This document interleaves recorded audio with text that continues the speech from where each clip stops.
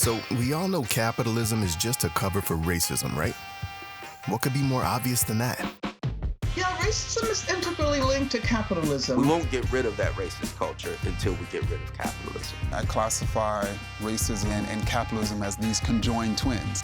You hear that line everywhere. This line gets reality exactly backwards.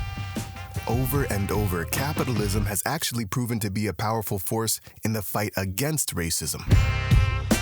And one of the best examples of capitalism smashing racism is this, right here.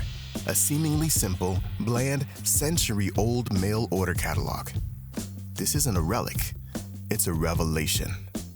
The ultimate example of free markets destroying racism. Zoom back to the Jim Crow South. Racist laws are forcing rural black families into sharecropping, a brutal arrangement requiring them to work someone else's land for low pay. Without a steady cash flow, these families can't buy anything without credit. But local stores would often deny credit for items deemed too white, like luxury items. Or stores would simply ban black customers from their stores entirely. They couldn't spend their money, even if they wanted to. This is the desperate situations blacks found themselves in. How could they possibly skirt racist laws and get access to the items needed to run their lives? Where would the solution come from? Let's pause for a second to see what's really going on here. Racism was costing brick and mortar stores money. Store owners were artificially suppressing their own sales when they turned away black customers. As the famed economist Thomas Sowell explains, their bigotry came at a cost. Racism is depriving them of customers. In a competitive industry, discrimination costs the discriminator as well as the others. Sowell points out that markets actually make racism costly. Well, the market puts a price on discrimination. In the Jim Crow era, though, government wasn't bearing the cost of its bigotry. Businesses, not politicians, were paying the literal price for racism. One of the reasons we had a Jim Crow era in this country was because the politicians didn't pay the price of that. But there's a flip side to that cost. Jim Crow laws and practices were creating a huge, underserved customer base.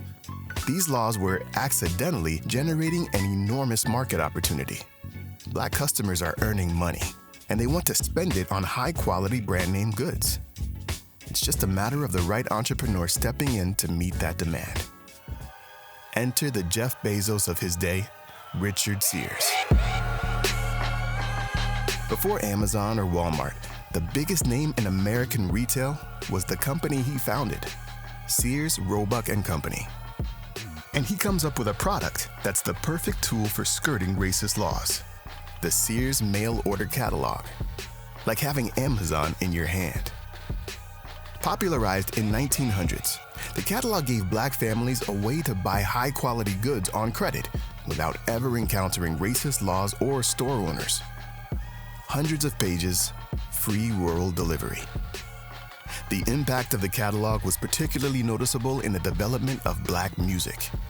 In 1908, the catalog starts selling steel string guitars for less than $2. Sales of those guitars were crucial to the development of the Delta Blues. Blues legend B.B. King learned how to play from a book he bought from Sears. The catalog quickly became the main way black customers accessed high-end goods, and it evolved as local racist politicians and companies tried to crack down. Sears made a point of saying all shipments were confidential, and when racist country stores started refusing to sell black buyers the stamps needed to mail their orders, Sears added instructions for how customers could ask their local postman to put in orders on their behalf. The commerce facilitated by the catalog had broader humanizing effects. With every purchase, Sears was reinforcing the notion that even if someone doesn't look like you, they're still worth serving, still worth helping. Properly channeled, entrepreneurship punishes discrimination and rewards anti-racism. This is a dynamic at work all the time in the open market.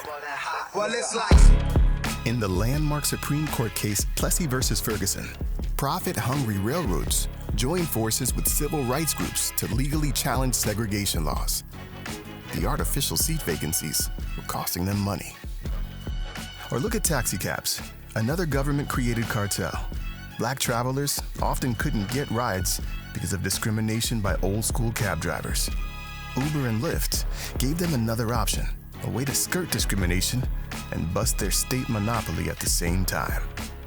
Entrepreneur Robert Johnson noticed a lack of television programming for Black audiences, started a channel geared specifically to them, and became the country's first Black billionaire.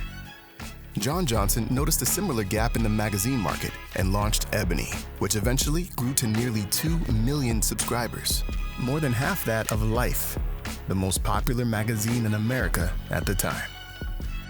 These are just a few examples of the thousands of businesses that have sprung up to cater to underserved groups, often spearheaded by people of color themselves. America's diverse entrepreneurs continue to shape our future through the people they serve. Racists have often co-opted the power of state to erect prejudicial laws and policies.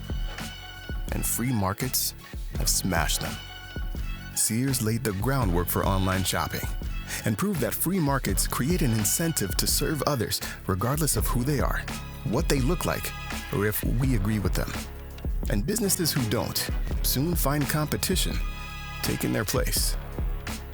But the fight to destroy racism isn't over. Through free market innovation and competition, together, we can create a more equal and just world.